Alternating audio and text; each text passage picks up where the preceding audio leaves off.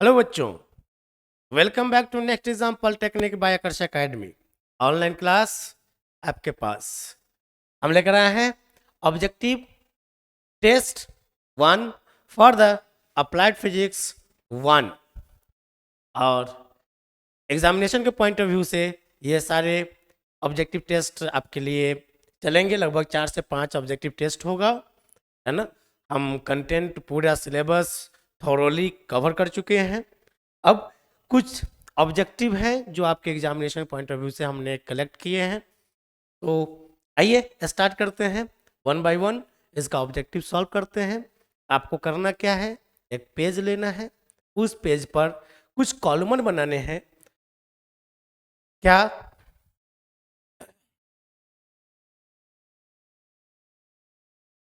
एक पेज लीजिए, उस पेज पर ऐसा यहाँ ऐसे लिखिए number of questions, number of questions, यहाँ लिखिए आंसर, यहाँ लिखिए रिजल्ट। क्वेश्चन नंबर 1 आप आंसर दीजिए अपने से। हम यहाँ से रेस्पॉन्स करने के पहले आपका रेस्पॉन्स यहाँ मार्क होना चाहिए। आपने टिक लगाया एस, आंसर भी सही हुआ तो आप हो गए, आपको मिल गया एस। ठीक। क्वेश्चन नंबर 2 आपने टिक लगाया कि गलत है ना, लेकिन वो सही था, वो आपका हो गया गलत। टोटल रिजल्ट कितना हो गया, जितना प्लस है उतना ही माइनस है, 0। समझ में आया। इस तरीके से आप अपना एनालिसिस कर सकते हैं कि आपने क्या सीखा, क्या पढ़ा, है ना। अनुमान लगा सकते हैं कि आप एग्जाम में क्या परफॉर्म करेंगे। चलिए स्टार्ट करते हैं वन बाय वन क्वेश्चन का मैराथन। ये रहा आपके सामने पहला क्वेश्चन, शो स्टार्ट किया जाए। Light year is a unit of, जल्दी मार्क करें, लाइट ईयर किसका यूनिट होता है। मार्क करें अपने रेस्पॉन्स को जल्दी।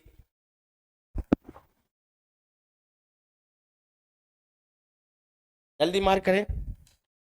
Light year is unit of, light year इसमें से किसका यूनिट होता है, जल्दी मार्क करो। टाइम का यूनिट होता है, डिस्टेंस का यूनिट होता है, स्पीड का यूनिट होता है, या ईयर का यूनिट होता है? नहीं। ये रहा ये सवाल का सही जवाब। Light year is unit of distance. Next, according to SI unit mass of substance is measured in. SI unit के अकॉर्डिंग सब्सटेंस के मास को किस में मेजर किया जाता है? मोल्स में, किलोग्राम में, मीटर्स में और कैंडेला में। मार्क कीजिए, जल्दी मार्क कीजिए अपने रेस्पॉन्स को, जल्दी मार्क करें। In SI unit mass of substance is measured in mole, kilograms, metre, candela.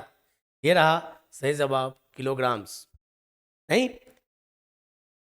Next, plane angle and solid angle are. Plane angle और सॉलिड एंगल क्या है? फंडामेंटल क्वांटिटी है, डिराइव्ड क्वांटिटी है, सप्लीमेंट्री क्वांटिटी है, या नन ऑफ दिस, इसमें से कोई नहीं। मार्क करो जल्दी अपने रेस्पॉन्स को। Plane angle and solid angles are what? It is supplementary quantity. ये एक सप्लीमेंट्री क्वांटिटी होता है। Next question, the unit of luminance is. Luminance का यूनिट क्या है? पहला option lumen, candela per square metre, lux, lumen per square metre. क्या है the unit of luminance? The unit of luminance is candela per square metre. Candela होता है ना। The ऐसा unit of amount of substance. Amount of substance का ऐसा unit क्या है? मोल, मोल फ्रैक्शन, किलोग्राम या ग्राम? ये रहा सही जवाब, मोल होता है ना। अमाउंट ऑफ सब्सटेंस का ऐसा unit is mole. The matric system is also called. इसमें से किसको हम लोग मैट्रिक सिस्टम कहते हैं? सीजीएस को, एमकेएस को, या एसआई को, या none of this? Metric system भी कहते हैं हम लोग, है ना। रेशनल सिस्टम भी बोलते हैं। Metric system is also called as CGS system, MKS system, SI को, या नन ऑफ दिस? ये रहा सही जवाब। MKS सिस्टम को हम लोग मैट्रिक्स सिस्टम के नाम से भी जानते हैं। What is the name of physical quantity which are independent of each other? इसमें से किस फिजिकल क्वांटिटी को कहेंगे जो कि इंडिपेंडेंट होता है एक दूसरे से, मतलब किसी एक दूसरे पर वो डिपेंड नहीं करता है? कौन है वो? फंडामेंटल क्वांटिटी कहते हैं उसको, डिराइव्ड है वो, या सप्लीमेंट्री क्वांटिटी है वो, या नन ऑफ दिस? इसमें से कोई नहीं। नहीं, physical quantity which are independent of each other are called fundamental basic quantity. What is the SI unit of angle? Angle का एसआई यूनिट क्या है? एसटी रेडियन है, कैंडेला है, रेडियन है, डिग्री है? जल्दी मार्क करें अपने आंसर को। What is the SI unit of angle? Angle का एसआई यूनिट क्या है? Steradian, candela, radian, degree? ये रहा सही जवाब, रेडियन होता है। SI unit of angle is radian. Which of the following is the common unit of physical quantity in MKS and SI system? MKS और SI system में common unit के रूप में जाना जाता है, कॉमन यूनिट ही होता है, सेम ही यूज करते हैं। कौन क्वांटिटी का, कौन सा इसमें क्वांटिटी है, कौन सा ये यूनिट है ना जो कॉमन है? एम्पियर, केल्विन, मोल या जूल पर सेकेंड? जल्दी बताए क्या है? Ampere, kelvin, mole, joule per second.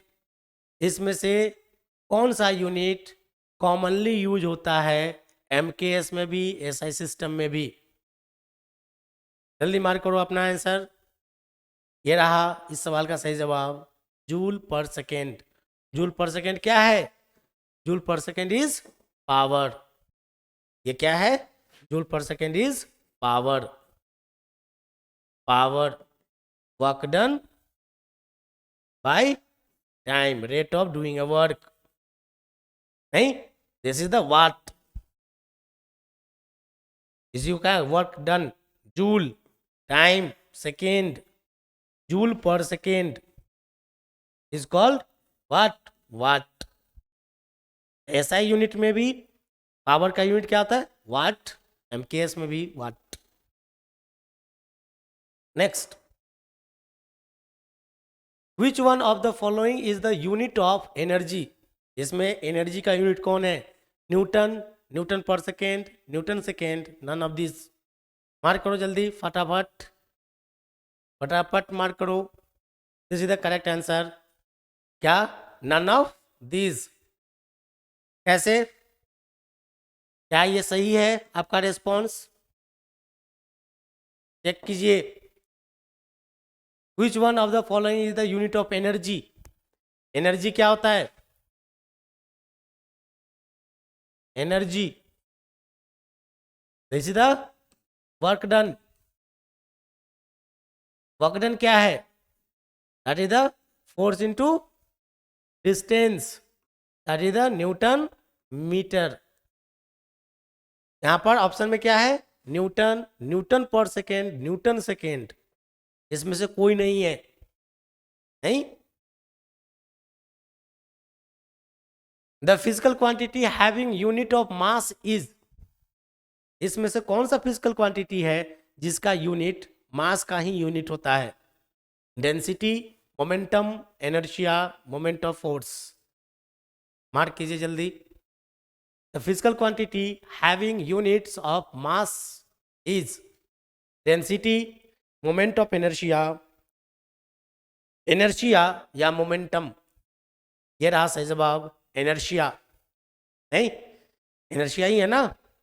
Inertia is the cause of mass of the body. Next, which of the following system is a British system? इसमें से किस system को हम लोग ब्रिटिश सिस्टम के नाम से भी जानते हैं?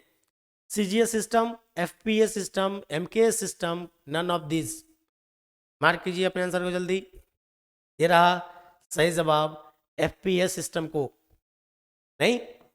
Next, the dimensional formula for kinetic energy, potential energy is? एक एनर्जी का इसमें डायमेंशनल फॉर्मूला कौन है? मार्क करो जल्दी। M² L² T, M L square T minus two m0 l के power -1 m l square T. Energy का, चाहे वो काइनेटिक एनर्जी हो या पोटेंशियल एनर्जी हो, वो डायमेंशन कौन है इसमें? मार्क कीजिए अपने आंसर को, रेस्पॉन्स को जल्दी। ये रहा इस सवाल का सही जवाब, M L square T minus two. Energy, energy अगर हम पोटेंशियल एनर्जी की बात करें, दैट इज द mgh, नहीं, mass, acceleration due to gravity and height. Dimension लिखो, mass, acceleration, that is the metre per second square, L T minus two, ये force है ना M G, M L T minus two into height, this is the L, क्या हो गया, M L square T minus two. This is the dimensional formula, M L square T minus two. Kinetic energy, kinetic energy half M we square, ये half तो constant है, that is dimensionless, तो ये इसका dimension लिखोगे, ये मास, velocity metre per second, L T minus one, इसका square है, इसका भी स्क्वायर हो जाएगा ना, तो क्या हो गया, एम ये square L square T minus two, same है। Kinetic energy and potential energy, they are dimensionally same, सही है।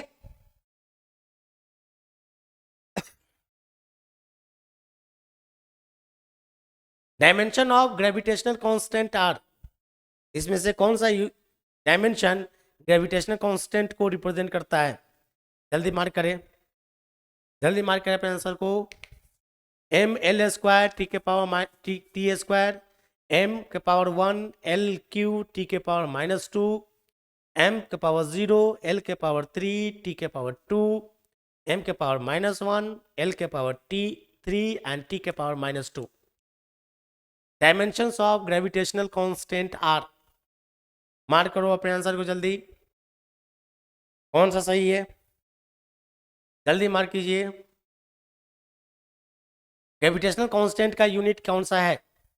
ये रहा सही जवाब, दैट इज द एम के पावर -1 l3 एंड टी के पावर -2, सही है ना। Gravitational constant, gravitational law of Newton का ग्रेविटेशनल एफ क्या कहता है, G times m1 m2 by R square, ये ग्रेविटेशनल कांस्टेंट जी, तो जी बराबर अगर लिखे तो क्या लिखेंगे, एफ इंटू आर स्क्वायर बटे m1 m2, इन्हें लिखेंगे। अगर इसका डायमेंशन लिखो फोर्स का, एम एल टी -2 फोर्स का, ये आर स्क्वायर मतलब एल स्क्वायर बटे ये मास इंटू मास मतलब मास का स्क्वायर। इसको सॉल्व कर लीजिए, एम ऊपर गया क्या हो गया, -1, यहाँ 1 है यहाँ पावर 2 है, L into L square L cube हो गया टी के पावर -2, है ना, एम के पावर -1 एल क्यू टी के power -2। This is the dimension of कौन, इसका ग्रेविटेशनल कांस्टेंट का। Next question, dimensional formula for angular momentum is, angular momentum का डायमेंशनल फॉर्मूला इसमें से कौन सा है? जल्दी मार्क करें अपने रेस्पॉन्स को।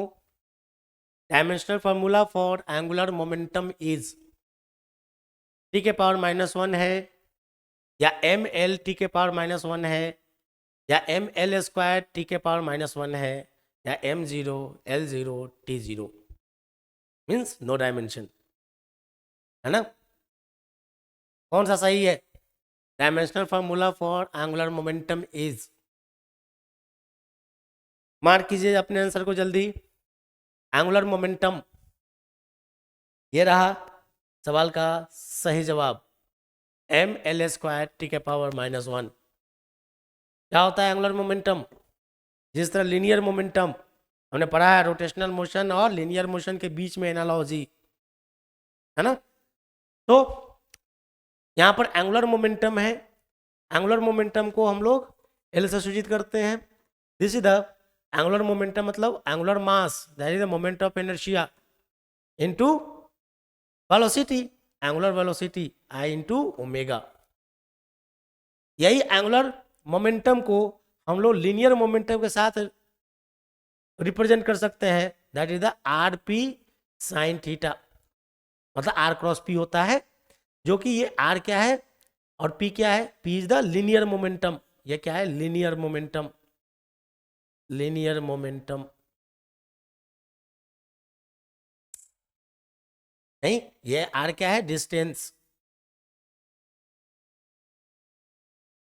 तो ये लीनियर मोमेंटम क्या हो गया, R into P maximum, R into P.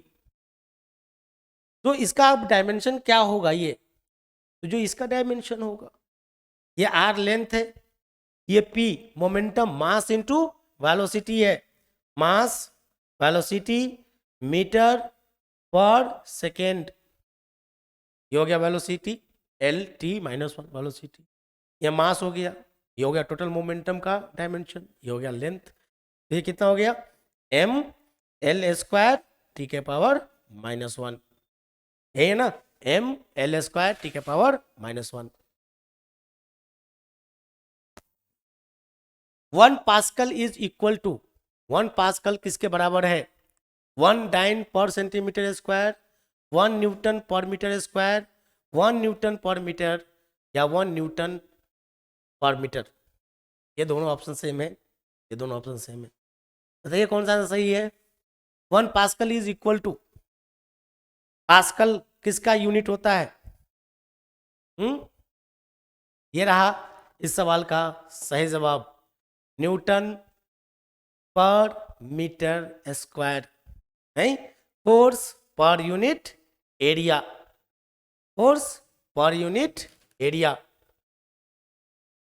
Which of the following is a dimensionless constant, इसमें से dimensionless constant कौन सा है, कौन सा क्वांटिटी है जिसका कोई डायमेंशन नहीं होता, Young's modulus, Poisson's ratio, bulk modulus, modulus of rigidity. इसमें से कौन सा क्वांटिटी है जिसका कोई डायमेंशन नहीं होता, कोई यूनिट नहीं होता, Young's modulus, Poisson's ratio, bulk modulus, modulus of rigidity. ये रहा सही जवाब पॉइजन्स रेशियो। पॉइजन्स रेशियो का ये एक dimension less unit less quantity है, नहीं, क्योंकि ये रेशियो है इसका लैटरल स्ट्रेन बटे लॉन्गिट्यूडिनल स्ट्रेन का। नेक्स्ट, एम एल के पावर माइनस वन टी के power minus two stands for the dimensional formula of, ये किसका डायमेंशनल फॉर्मूला है इसमें से, जल्दी मार्क करें, सरफेस टेंशन का, ग्रेविटेशनल कांस्टेंट का, विस्कोसिटी का, या स्ट्रेस का, जल्दी मार्क करें।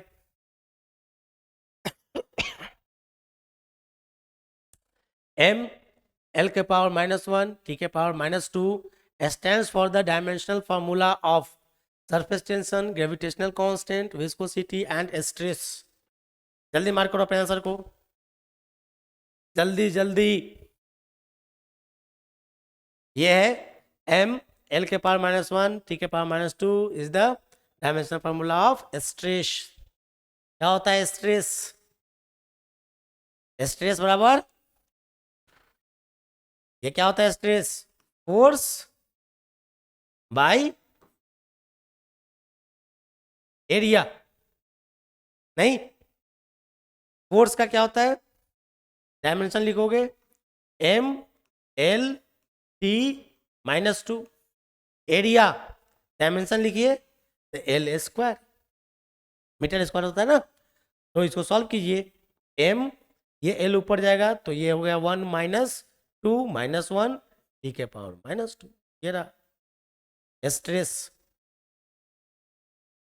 क्लियर है।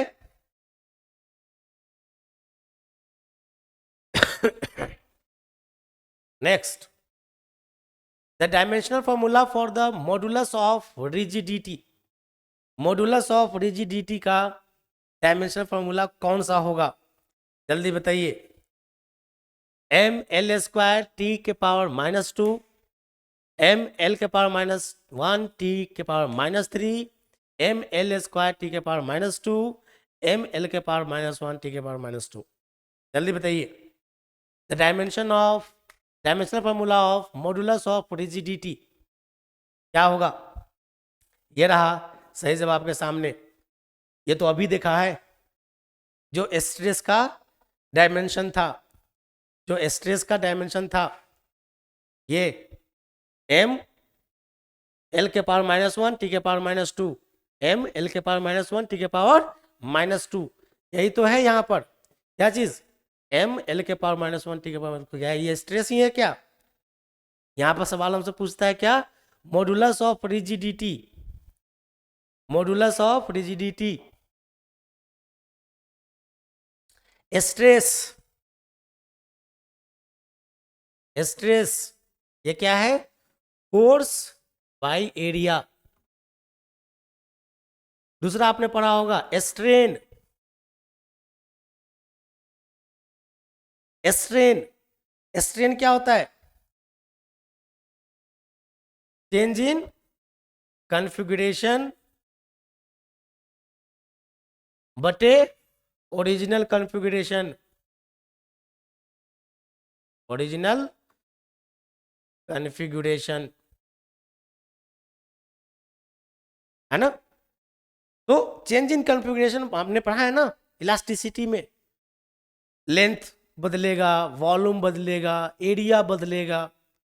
तो जिस तरह का कॉन्फ़िगरेशन चेंज होगा उसका रेशियो, चेंज इन लेंथ बटे original length, change in area बटे original area, change in volume बटे ओरिजिनल वॉल्यूम, नहीं? So that is the strain. तो दिस स्ट्रेन मतलब सेम चीज का ये रेशियो है। सो ये क्या हो गया? Unitless, dimensionless, no unit no dimension, no unit no dimension. इसके पास तो स्ट्रेन के पास इसका कोई यूनिट नहीं, कोई डायमेंशन नहीं। बात समझ में है? हुक्स लॉ के मुताबिक within the a normal condition this stress and strain are directly proportional, this stress and strain are directly proportional, that is the called modulus of elasticity, modulus of elasticity. Within a normal range, Hooke's law के मुताबिक within a limits stress is proportional to strain. Proportional sign को हटाते हैं, so stress equal to हम put करते हैं constant ई, मान लेते हैं दैट इज द स्ट्रेन। तो E equal to what? E equal to stress बटे स्ट्रेस बाय स्ट्रेन। इसी को कहते हैं, ई को क्या कहते हैं हम लोग? Modulus elasticity, modulus elasticity, modulus elasticity, modulus elasticity.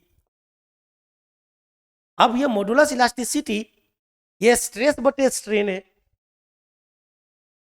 तो ये स्ट्रेस का तो ये रहा फोर्स पर यूनिट एरिया, इसका डायमेंशन m l -1 t के पावर -2, ये रहा इसका डायमेंशन। और स्ट्रेन का तो कोई डायमेंशन ही नहीं है, इसका रहा ये unit Newton per metre square, Newton per metre square. Stress का यूनिट होगा न्यूटन पर मीटर स्क्वायर। तो यहां से मॉडुलस ऑफ इलास्टिसिटी का यूनिट क्या होगा? स्ट्रेन का तो कोई यूनिट नहीं है, जो स्ट्रेस का यूनिट होगा। तो अब चाहे वो यंग्स मॉडुलस हो या बल्क मॉडुलस हो या वो शियर मॉडुलस हो, सब का यूनिट क्या होगा? मीटर पर सेकेंड स्क्वायर, जो स्ट्रेस का है। और सब का डायमेंशन भी क्या होगा? जो ये स्ट्रेस का डायमेंशन है। क्योंकि इसमें मॉडुलस ऑफ इलास्टिसिटी में ये क्या है? स्ट्रेस बटे स्ट्रेन, स्ट्रेन का तो कोई यूनिट नहीं, कोई डायमेंशन ही नहीं है। इसलिए इसका जो भी यूनिट और डायमेंशन होगा वो किसके बराबर होगा, स्ट्रेस के यूनिट और डायमेंशन के बराबर होगा। क्लियर ना, कीप इन द माइंड। सो यहां पर सवाल आपसे पूछ दिया, the dimensional formula for the modulus of rigidity, modulus of rigidity का डायमेंशनल फॉर्मूला क्या होगा, सेम होगा। अब चाहे कोई भी मॉडुलस हो, मॉडुलस ऑफ रिजिडिटी हो या मॉडुलस ऑफ यंग्स मॉडुलस हो या बल्क मॉडुलस, कोई भी मॉडुलस हो, उसका यूनिट और डायमेंशन किसके बराबर, स्ट्रेस के बराबर। और यही न्यूटन पर मीटर स्क्वायर को हम लोग पास्कल भी बोलते हैं ना, पास्कल भी बोलते हैं, पास्कल। ध्यान रखिएगा इस सब बात को।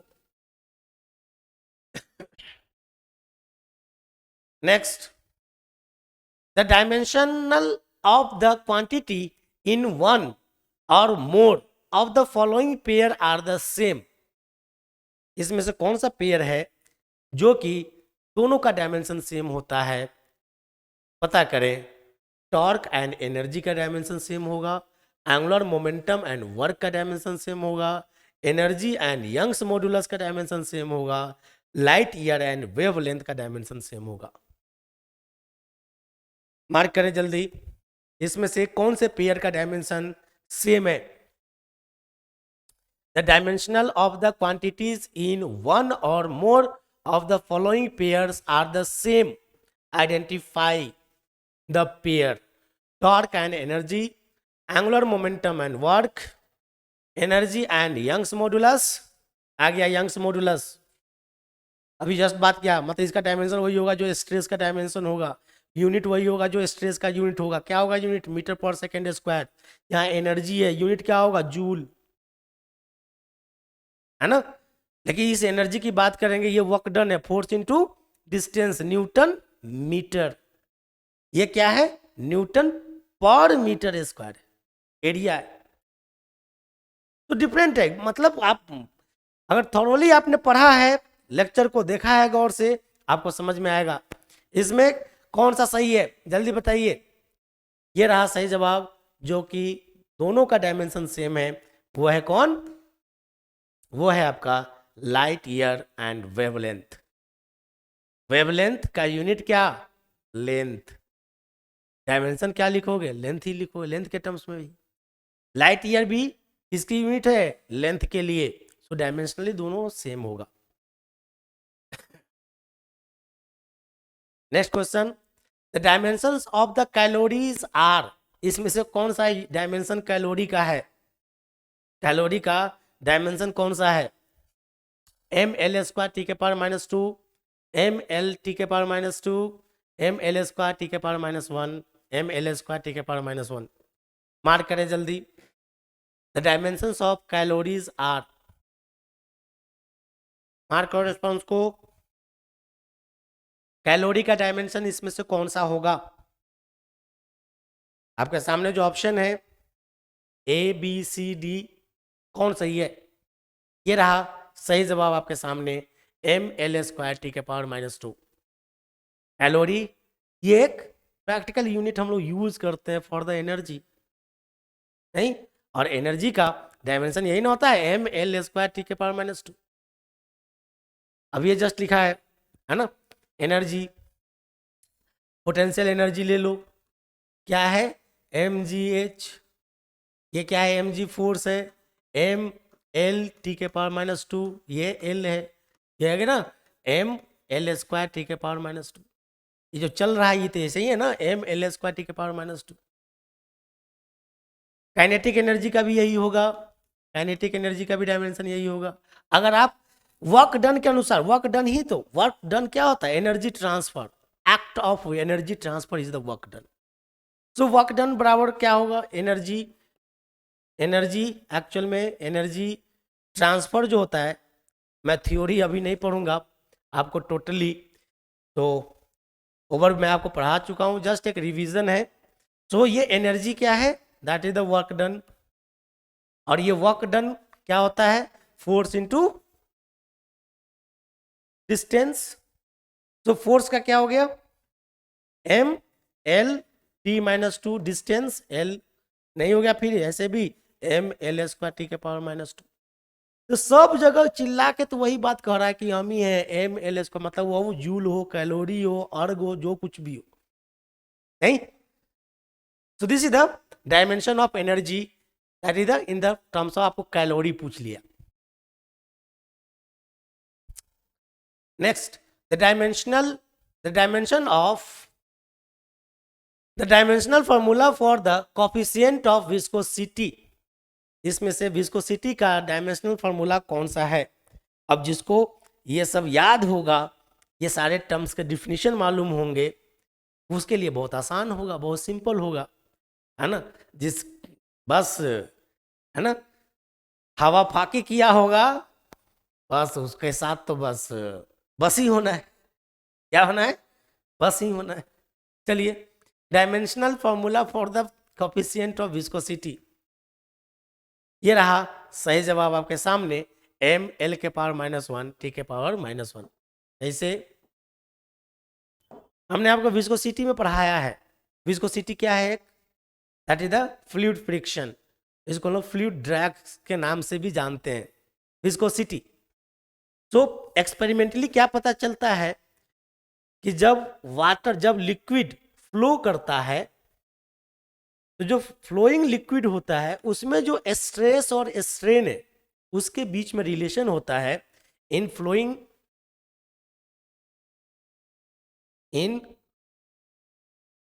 Flowing liquid, stress is proportional to rate of change of strain। Strain rate के डायरेक्टली प्रोपोर्शनल होता है। कौन? स्ट्रेस। इसमें जब लिक्विड फ्लो करता है तब, तो ये स्ट्रेस क्या है? फोर्स पर यूनिट एरिया है। ये प्रोपोर्शनल है किसके? Rate of change of strain के, है ना। तो वो स्ट्रेन हम लोग यहां क्या चीज, डेल एक्स बटे L, origin change in length बटे ओरिजिनल लेंथ बटे रेट निकालना है, मतलब टाइम से भाग देना होगा, इसके प्रोपोर्शनल होता है। याद आया? याद आया ना?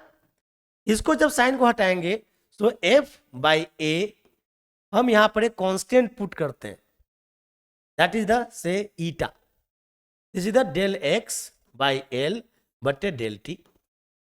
ये जो ईटा है, ये this is called proportionality constant. यही कांस्टेंट क्या रिप्रेजेंट करता है? विस्कोसिटी को, coefficient of viscosity. So eta is, इसको सॉल्व करेंगे क्या मिलेगा? ईटा बराबर, इसको सॉल्व कीजिए तो यहां से एक चीज और लिख सकते हैं, एक टर्म और लिख लू, एक टर्म और इसको रीअरेंज कर सकते हैं अपन। ये डी एक्स बटे डी टी क्या होता है? डिस्टेंस बटे time, that is the change in मतलब डिस्प्लेसमेंट बटे change in time, that is the velocity, नहीं। तो यहां पर क्या हो जाएगा? ये F by A equal to eta velocity बटे लेंथ। ये वेलोसिटी बटे लेंथ, इसको क्या कहते हैं हम लोग? Velocity gradient, velocity gradient, velocity बटे लेंथ। फोर्स ग्रेडियंट, फोर्स बटे लेंथ। पोटेंशियल ग्रेडियंट, पोटेंशियल बटे लेंथ। याद आया? बिल्कुल पढ़ाया है हमने, बिल्कुल पढ़ाया है। So this is the velocity gradient. So eta क्या हो जाएगा अब? Eta is F into L बटे A into V, this is the coefficient of viscosity, this is the coefficient of viscosity. अब इसी कोफिशिएंट ऑफ विस्कोसिटी का हम dimension दिया, क्या एफ का डायमेंशन, एल का ये हो गया एरिया, ये है आपका स्पीड, वेलोसिटी, डायमेंशन लिख लीजिए, सॉल्व कर लीजिए, यही आंसर आएगा। मार्क कीजिए जल्दी, नहीं, एम एल के पावर -1 टी के पावर -1। अच्छा, ये कोफिशिएंट ऑफ विस्कोसिटी का यूनिट क्या होता है? इसका यूनिट क्या होगा? इसका यूनिट क्या होगा? कोफिशिएंट ऑफ विस्कोसिटी का यूनिट क्या होगा? हैं? बड़ा अजीब सा नाम है उसका। क्या नाम है उसका?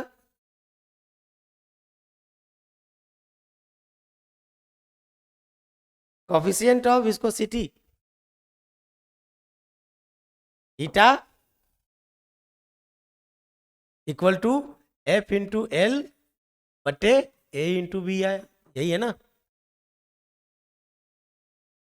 तो इसका जो यूनिट है, अगर यूनिट लिखोगे यूनिट वाइज, इसको हम लोग ऐसा भी लिख सकते हैं, force per unit area, this is the force per unit area, this is the L को नीचे लिया, फोर्स पर यूनिट एरिया क्या हो जाएगा? स्ट्रेस, तो न्यूटन पर मीटर स्क्वायर, बिल्कुल पास्कल। तो ये हो गया न्यूटन, ये हो गया metre, area metre square into ये वेलोसिटी मीटर पर सेकेंड, तो सेकेंड ऊपर चला गया, ये मीटर से मीटर कैंसिल, क्या मिला? न्यूटन पर मीटर स्क्वायर, क्या चीज? सेकेंड। इसका मतलब है न्यूटन पर मीटर स्क्वायर को क्या कहते हैं हम लोग? Pascal, pascal second. इसी पास्कल सेकेंड को हम लोग एक और नाम से जानते हैं, दैट इज द पॉइजल्स। क्या चीज? पॉइजल्स, POISEUIL, पॉइजल्स। इसको हम लोग PL से सूचित करते हैं।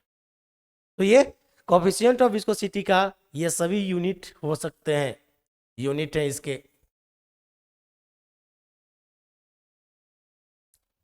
नहीं? पास्कल सेकेंड, पॉइजल्स, या Newton metre, Newton per metre square second, कोई भी एक ऑप्शन हो सकता है। फिजिक्स है, एक एक पॉइंट पर एक ऑब्जेक्टिव बनता है। Next, the dimensional formula for permittivity epsilon is, permittivity का डायमेंशनल फॉर्मूला क्या होगा? ये रहा आपके सामने ऑप्शन।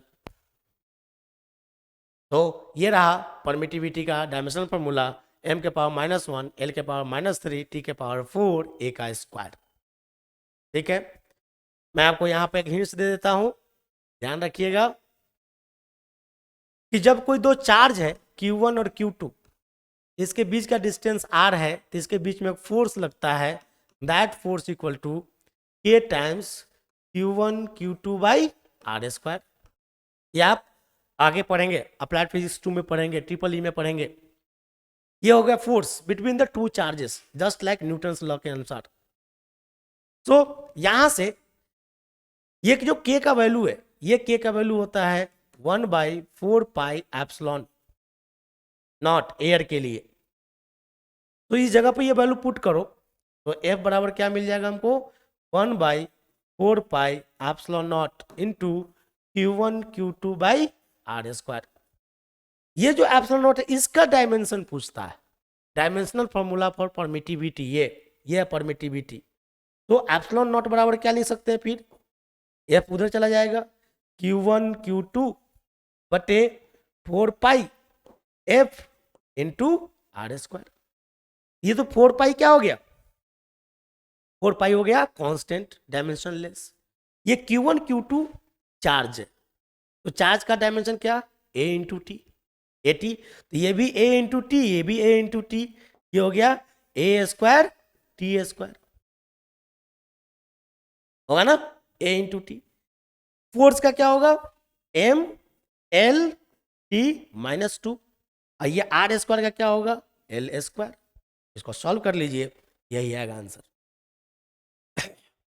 ये सारा पार्ट को ऊपर ले जाइए, तो क्या मिलेगा? मैं यहां लिखता हूं, एप्सिलॉन का परमिटिविटी का डायमेंशन, m ऊपर गया माइनस हो जाएगा m के पावर -1, l ऊपर नहीं है, l यहाँ l into L square, L cube होगा नीचे, ऊपर जाएगा तो l के पावर -3 हो जाएगा। t के पावर -2 है, ये t के पावर 2 ऊपर है, ये -2 ऊपर जाएगा तो घटेगा ना, तो 2 माइनस -2 t के पावर 4 हो जाएगा। आइए एम्पियर का स्क्वायर हो गया, यही है ना? m के पावर -1, l के पावर -3, t के पावर 4 a स्क्वायर। ठीक है, यह है परमिटिविटी का dimensional formula. Next, the dimensional formula for permeability is, permeability का डायमेंशनल फॉर्मूला कौन है? ये रहा आपके सामने ऑप्शन, नोट कर लीजिए। ठीक है, next, find out the dimensional quantity out of the following. Find out the dimensional less quantity out of the following. इसमें से कौन सा क्वांटिटी है जो डायमेंशन लेस है? Angle, relative density, strain, all of the above. कौन सा quantity है जो डायमेंशन लेस है? ऑल ऑफ द अबव, सभी। Next question, the dimensional formula for of surface energy is the same as that of. Surface energy का जो dimensional formula होता है वही इसमें से किसका है? सवाल ये है। सरफेस एनर्जी का सरफेस टेंशन के बराबर होता है, स्प्रिंग कांस्टेंट के बराबर होता है, फोर्स ग्रेडियंट के बराबर होता है, ऑल ऑफ द अबव। थोड़ा ठहर के, रुक के इसका जवाब दीजिएगा। यहां पर कुछ अलग है ना? तो dimensional formula of surface energy is same as that of. कोई कहेगा ए है, ए सी है, बी है, सर सभी है। नहीं, बात करेंगे अभी। जल्दी बताइए, मार्क कीजिए अपना रिस्पॉन्स। रिस्पॉन्स मार्क कीजिए। The dimensional formula of surface energy is the same as that of surface tension, spring constant, force gradient, all of the above. कौन सही है? इसमें जो आंसर अभी हम मार्क कर रहे हैं वो है आपके सामने ऑल ऑफ द अबव। ये हमने नाम के लिए आपको दिया है, लेकिन क्या ये सही है? कितना मार्क किया होगा ए, कितना मार्क किया होगा बी, तुक्के लगाता है, कोई तो सही होगा। लेकिन मैं आपको बताऊं कि इसमें से कोनो सही नहीं है, इसमें से कोई भी सही नहीं है। बात करते हैं वन बाय वन हम सबको। ये आपके लिए एक टेस्ट था, देखते हैं कोई कमेंट करता है कि नहीं इस बात को कि सर इसमें तो ऑप्शन ही नहीं है। मैं उस बच्चे को पकड़ना चाहता हूं जो कि सिंसियर है ना? इससे पता हमको लगेगा कि यह कौन, ताकि मैं उन तक पहुंच पाऊं। मुझे ऐसे बच्चों की तलाश है, हम लोग इसी तरीके से ऐसे बच्चों को उठाते भी हैं, है ना? So the dimensional formula for surface energy is the same as that of. Surface energy का जो डायमेंशन एनर्जी है वो क्या है? एक एनर्जी है, चाहे वो कोई भी हो, सरफेस एनर्जी हो, पोटेंशियल एनर्जी हो, काइनेटिक एनर्जी हो, थर्मल एनर्जी हो, कोई भी आम इमली का एनर्जी, कोई भी एनर्जी हो, वो एनर्जी है। तो एनर्जी का जो डायमेंशन फॉर्मूला है सेम। चलिए, सो सरफेस एनर्जी,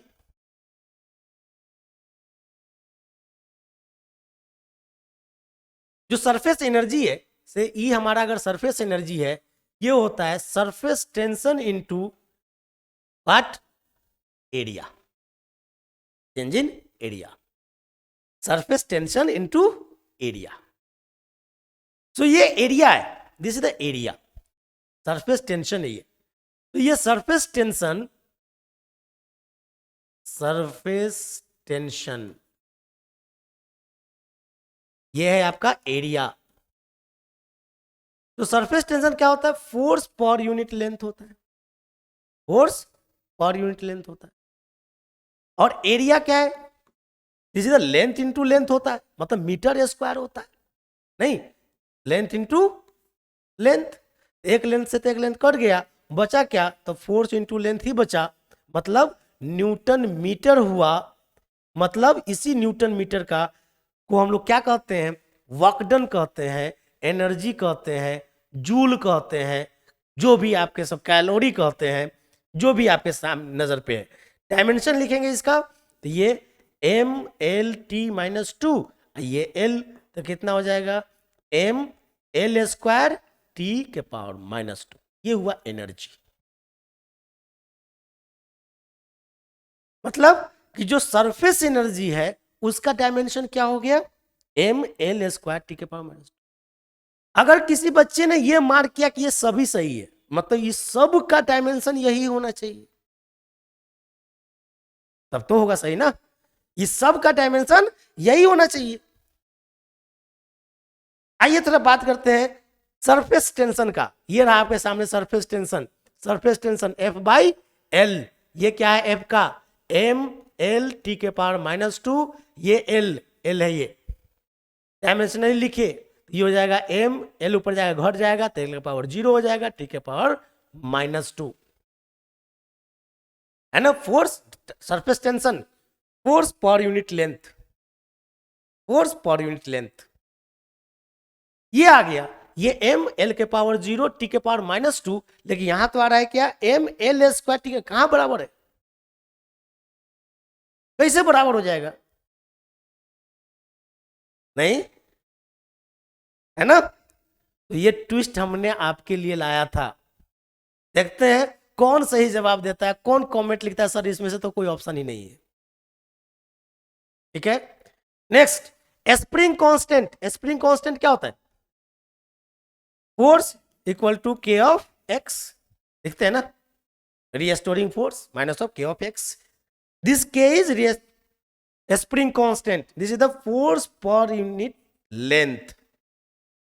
इसी को कहते हैं क्या, फोर्स पर यूनिट लेंथ को क्या कहते हैं, voltage potential per unit length, velocity per unit length, उसको एक नाम से जानते हैं, ग्रेडियंट टर्म्स यूज करते हैं, जिसे force gradient, velocity gradient, potential gradient.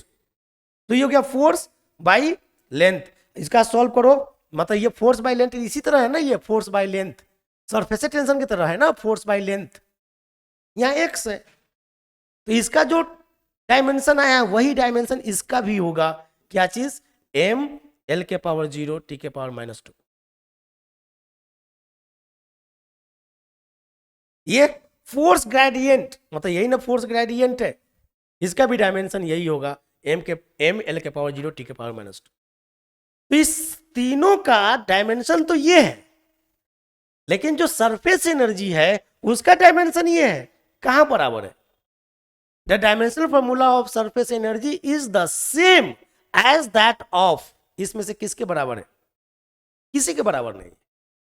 सो यहां पर ऑल ऑफ द एबव के जगह पर हमको ऑप्शन ये था, none of the above, none of the above, ये था ऑप्शन, हमने इसको एडिट किया, ये बनाया all of the above. Clear हुआ बात। चलिए next question, the dimensional formula for torque is, torque के लिए डायमेंशनल फॉर्मूला कौन है, जल्दी बताइए, टॉर्क का डायमेंशनल फॉर्मूला क्या है, जल्दी बताइए, टॉर्क का डायमेंशनल फॉर्मूला क्या है, what is the dimensional formula of torque, dimensional formula of torque is, ये रहा आपके सामने इस सवाल का सही जवाब, एम एल स्क्वायर टी के पावर -2। टॉर्क नहीं, बहुत करीब से टॉर्क को देखा था, torque is R cross F, means R F sine theta, यही होता है। सो ये टॉर्क मैक्सिमम कितना होगा, आर इंटू एफ, इसका डायमेंशन लिखो, ये क्या हो गया, एल, फोर्स का क्या चीज, एम एल टी के पावर -2, मतलब ये हो गया एम एल स्क्वायर टी के पावर -2, ये डायमेंशन कहाँ है, ये एम एल स्क्वायर टी के पावर -2, ये टॉर्क। यहां देखो ना, ये क्या है, फोर्स इंटू डिस्टेंस टॉर्क है। बताओ वर्क डन क्या होता है, वर्क डन, वर्क डन क्या होता है, वो होता है फोर्स इंटू डिस्प्लेसमेंट, डिस्प्लेसमेंट भी तो एक डिस्टेंस है, इसका यूनिट लिखो तो क्या होता है, न्यूटन मीटर, इसका भी यूनिट लिखो तो क्या होगा, न्यूटन मीटर, यूनिट तो सेम है। डायमेंशन लिखोगे इसका, ये वर्क डन, इसका डायमेंशन लिखोगे तो यही होगा, एम एल स्क्वायर टी के पावर -2, ये रहा डायमेंशन, डायमेंशन भी सेम है, यूनिट भी सेम, डायमेंशन भी सेम, क्वांटिटी इज डिफरेंट। को रिलेट कर लीजिए। एक चीज पता है, सब कुछ आपके सामने होगा बहुत बेहतर तरीके से। नेक्स्ट क्वेश्चन, इन एस बराबर 80 plus BT plus CT square, S is measure in metres and T in second, the unit of C is. ये एक इक्वेशन दिया है, एस मीटर में, इधर ये जो भी है ये किस में होगा, इसमें से टी टाइम है तो सी का आपको यूनिट पूछता है क्या होगा। एस बराबर ये लिखता है नहीं, जल्दी मार्क करो, ये जो एस बराबर लिखता है 80 plus BT plus CT square, ये कहता है मीटर है, इसका यूनिट मीटर है, ये मीटर में है, ये मीटर है। मार्क करो जल्दी अपने आंसर को। तो आपको सी का यूनिट बताना है, ये रहा ये सवाल का सही जवाब, मीटर पर सेकेंड स्क्वायर। सी का यूनिट क्या होगा, मीटर पर सेकेंड स्क्वायर। कैसे, क्योंकि ये मीटर है बराबर के इधर, तो इधर वाला भी सब क्या होना चाहिए, मीटर ही होना चाहिए, किलोमीटर नहीं या घंटा नहीं। ये बराबर के इधर मीटर है तो बराबर के नहीं, क्योंकि बराबर का साइन है ना, अगर इधर आम है तो इधर भी आम है, तब ना इक्वल है। तो ये यूनिट वाइज डायमेंशनली भी सेम होगा हर एक टर्म का। तो यहां से ये मीटर है, इस टर्म का भी यूनिट मीटर होगा, इस टर्म का भी यूनिट मीटर होगा, तब तो ये सब जोड़े हुए। जहां पर ये टाइम का स्क्वायर है तो इसका मतलब ऐसा क्या यहां पर लिखे हम, हाँ चला गया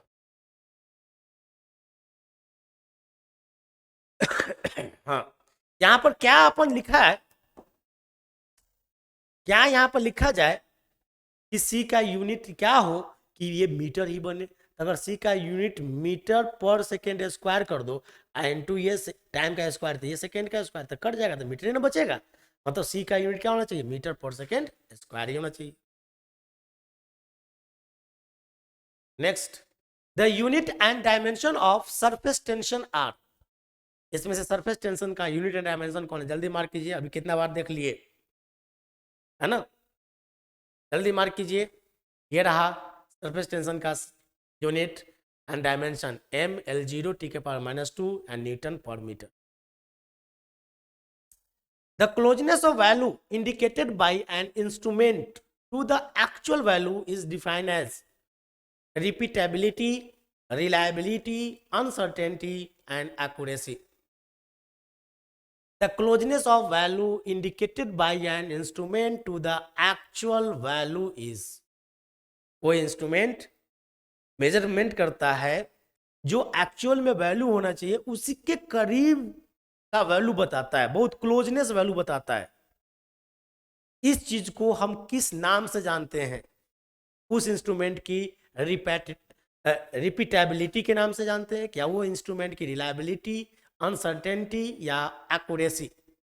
ये रहा सही जवाब, एक्यूरेसी। वो इंस्ट्रूमेंट बहुत अच्छा एक्यूरेट है। Precision is defined as, precision कैसे डिफाइन होता है, रिपीटेबिलिटी से, रिलायबिलिटी से, अनसर्टेनिटी से या एक्यूरेसी से। Precision is defined as repeatability, reliability, uncertainty, accuracy. ये रहा सही जवाब, that is the repeatability. The ratio of change in output to the change in input is called, change in output और change in input का जो ratio होता है उसको क्या नाम से पुकारते हो, precision, resolution, sensitivity, repeatability. Change in output बटे चेंज इन इनपुट, ये जो रेशियो है इसको हम लोग सेंसिटिविटी के नाम से जानते हैं, that is the sensitivity. Next question, the deviation of the measured value to the desired value is defined as, measured value और जो डिजायर्ड वैल्यू है उसके बीच में जो अंतर है उसको हम लोग किस नाम से जानते हैं? Error, repeatability, hysteresis, resolution. Mark करें, ये रहा सही जवाब, दैट इज कॉल्ड एरर।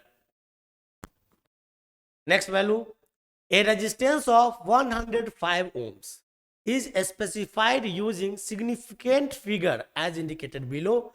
105 ओम का रेजिस्टेंस है, उसको इस तरीके से लिखा गया है, 105 ओम, 105.0 ओम, 0.0000105 मेगा ओम। अब इन तीनों रीडिंग में से कौन सा रीडिंग बेहतर प्रिसाइज है ना? आता है 1 represent greater precision than 2 and 3। ये जो एक है दूसरा और तीसरा से बेहतर प्रिसाइज रीडिंग है। 2 represent greater precision but 1 and 3 represent same precision. 2 and 3 represent greater precision than 1। 1, 2 and 3 represent same precision. Mark करें जल्दी, प्रिसीजन कितना प्रिसाइज है, कितना क्लोज है ना? जल्दी मार्क करें अपने आंसर को, इसमें से कौन ज्यादा प्रिसाइज है? ये रहा सही जवाब आपके सामने। Down, A 2 represent greater precision but 1 and 3 represent the same precision. ये जो है 0.0000105 मेगा ओम जो है, मेगा ओम कहने का मतलब क्या? वो पॉइंट के साथ दिया है वैल्यू, पॉइंट के साथ दिया है, मतलब ये क्या दिया है, पॉइंट के साथ लिखोगे ये इतना हो गया ना, 105 बटे 1 2 3 4 5 6, मतलब 10 के पावर 6। ये मेगा ओम है तो ये 10 के पावर 6, ये नीचे 10 के पावर 6, ये पॉइंट को हटाने के लिए हमने लिखा, ये मेगा के लिए 10 के पावर 6, मतलब कि ये हो गया 105 ही तो हुआ, मतलब ये जो वैल्यू है वो उतना ही सेम ऐसे लिखा हुआ है। लेकिन इससे ज्यादा प्रिसाइज ये है, क्योंकि प्रिसाइज ये तो फिक्स कर दिया कि 105 है, इसमें ये 5 अनसर्टेन है अभी भी, ये हो सकता है 3 है, 4 है, 2 है, 1 है, कुछ भी है, अनसर्टेन डिजिट है ये 5। लेकिन इसमें जो 105 है, ये 5 अब सर्टेन डिजिट हो गया। सिग्निफिकेंट फिगर क्या होता है? Combination of certain and uncertain digit. So ये अभी भी अनसर्टेन है, यहां पर ये 5 भी अनसर्टेन है, तो it is not a good precise, more precise, but this 5 is certain now. 105 तो है ही, अब 105 दशमलव कुछ है, 0 है, तो ये श्योर हो गया कि 105 है। इट इज नॉट श्योर 105, ये 105 ये श्योर नहीं है। सिग्निफिकेंट फिगर के मुताबिक ये 5 अभी भी अनसर्टेन नहीं बात करते। तो 1 and 3 having the same reading but 2 is more precise. Next, systematic errors are, systematic errors क्या है? इंस्ट्रूमेंटल एरर है, इन्वायरमेंटल एरर है, ऑब्जर्वेशनल एरर होता है, या all of the above. Systematic errors are all of the above, instrumental error, environmental error, observational error, ये सारे एक सिस्टम में का एरर है, that is the systematic error. The number of significant figure in this, इसमें कितने significant figure हैं? 5 4 3 2। कितने फिगर ऐसे हैं जो सिग्निफिकेंट हैं, है ना, जिसका मतलब है ना, वो कितने मतलब का फिगर इसमें कितना है, सिग्निफिकेंट है? जल्दी बताइए। नहीं, ये रहा आंसर आपके सामने 4। नहीं, कौन? 4। ये पॉइंट में, पॉइंट वाले में यहां पर 0 पॉइंट, ये 06900 है। पॉइंट के बाद राइट साइड में, पॉइंट के बाद राइट साइड में जस्ट अगर ये वैल्यू 0 हो तो ये नॉट सिग्निफिकेंट होता है, no significant, no significant. Trailing zero point के बाद जो भी वो सभी सिग्निफिकेंट हो जाएंगे, इसीलिए ये 4 सिग्निफिकेंट जीरो है, सॉरी नंबर है। Number of significant figure is 4।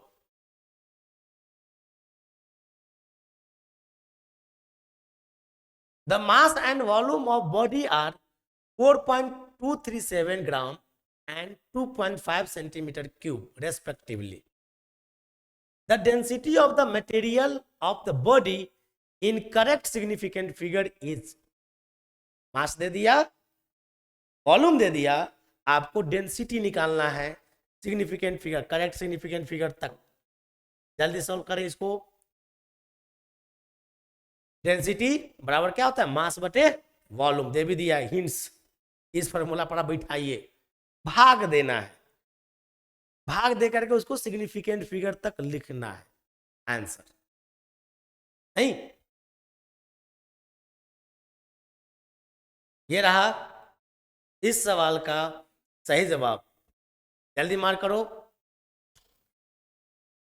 जल्दी से मार्क करें, इसमें कौन सा सिग्निफिकेंट फिगर है। ये रहा सही जवाब, 1.7 ग्राम पर सेंटीमीटर क्यूब। ठीक है, बात समझ में है, पर सेंटीमीटर क्यूब।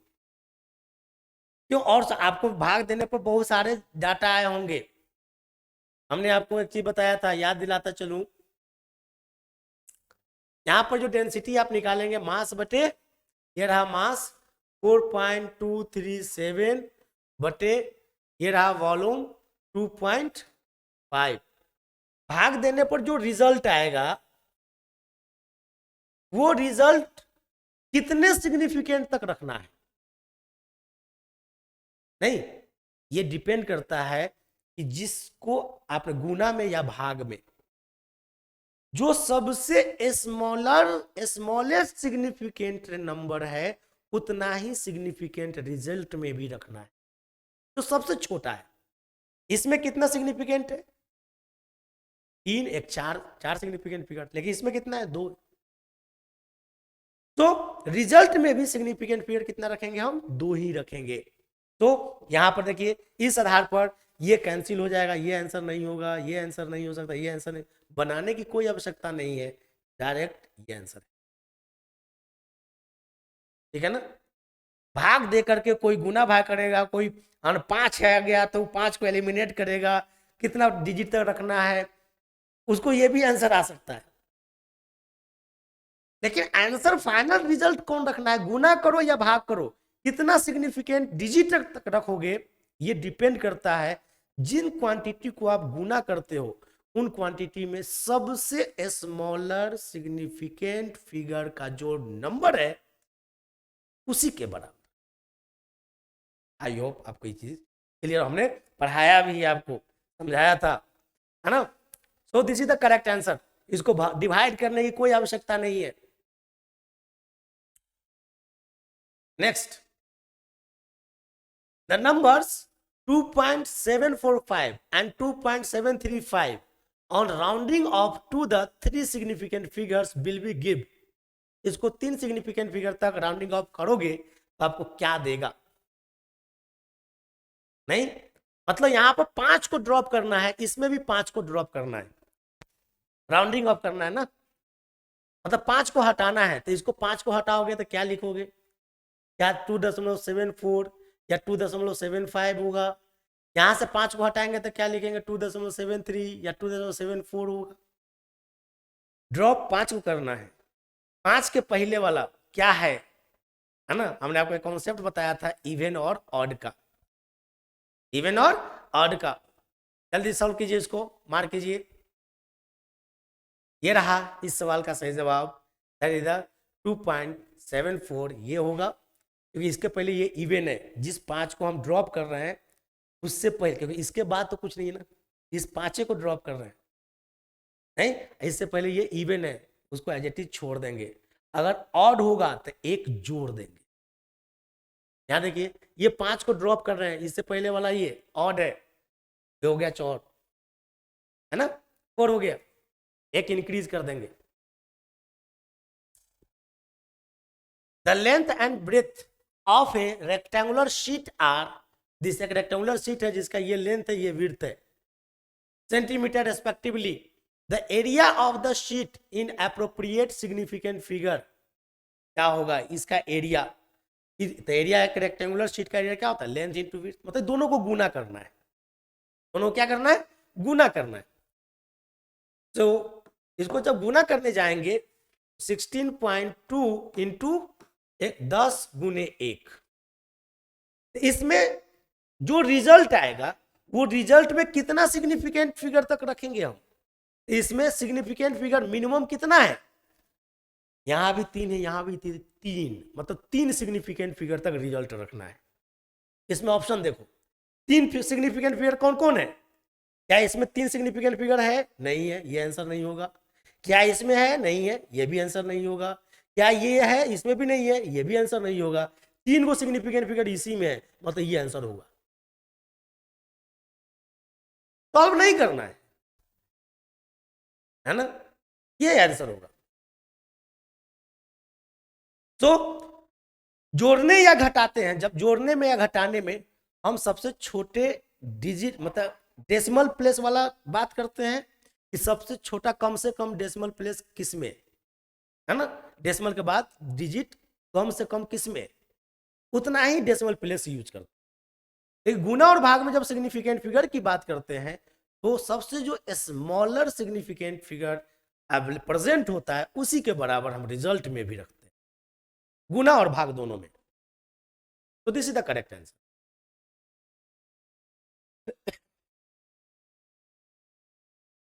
ठीक है, next, the number of significant figure in this, इसमें कितना सिग्निफिकेंट फिगर है, जल्दी मार्क करो बेटा, जल्दी मार्क करो। ये रहा इस सवाल का सही जवाब। कोई कह रहा है सर 4 है, कोई कहेगा 5 है, कोई कहेगा 7 है, नहीं ये रहा सही जवाब 4, नहीं कौन 4, इसमें सिग्निफिकेंट फिगर है 1 2 3 4। ये जो ट्रेलिंग जीरो है, trailing zero are not significant, but zero in between the non zero number are significant. ठीक है, तो this is the correct answer. तो आज हमने ऑब्जेक्टिव टेस्ट अप्लाइड फिजिक्स 1 का कुछ क्वेश्चंस यहाँ पर देखा है ना, सॉल्व किया, नंबर ऑफ क्वेश्चंस थे, आपके पहले यूनिट से रिलेटेड था। मिलते हैं दूसरा टेस्ट लेकर के बहुत जल्दी, तब तक के लिए हमें दीजिए इजाज़त। और आप लोगों से मैं फिर से यही चीज़ कहूँगा, आपको याद दिलाता चलूँ कि ज़्यादा से ज़्यादा लाइक करें, शेयर करें, बहुत उन लोगों तक भी पहुँचाएं जिन्होंने हमारे इस कोर्स को नहीं लिया है, हमसे उनकी भेंट ही नहीं है, मुलाकात ही नहीं, ठीक है ना। जो हमसे जुड़े हैं या ना भी जुड़े हैं उन सब तक हमारा ये मैसेज आना चाहिए क्या, कि वो बढ़िया से परफॉर्म करें, उन सब को ये वीडियो मिले, ऑब्जेक्टिव वो अच्छे से प्रिपरेशन कर लें, अच्छा से तैयारी करें। मिलते हैं नेक्स्ट टेस्ट सीरीज के साथ बहुत जल्दी, तब तक के लिए खुश रहिए, आबाद रहिए। Thank you, thanks a lot.